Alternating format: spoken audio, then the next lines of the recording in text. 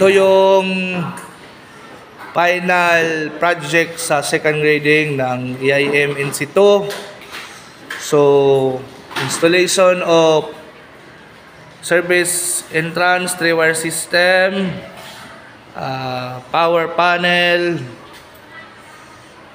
at mga installation of RSC, rigid steel conduit at PVC conduit, rigid and flexible.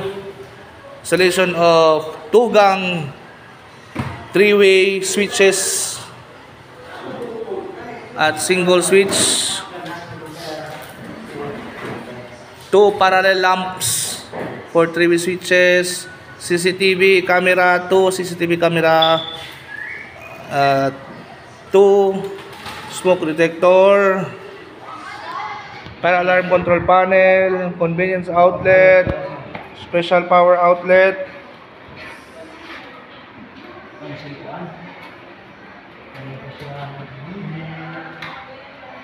So our student demonstrating today is Gerard Abrasado from Manhuyod, Negros Oriental.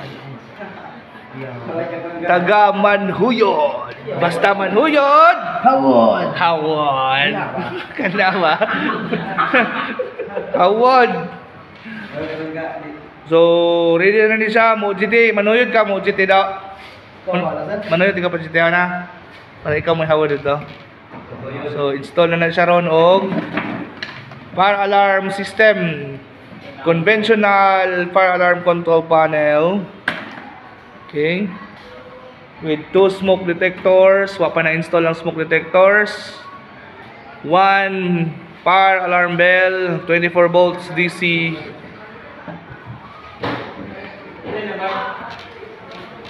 Pas na kay hapon naman. Basta hapon na pas-pas ang trabaho.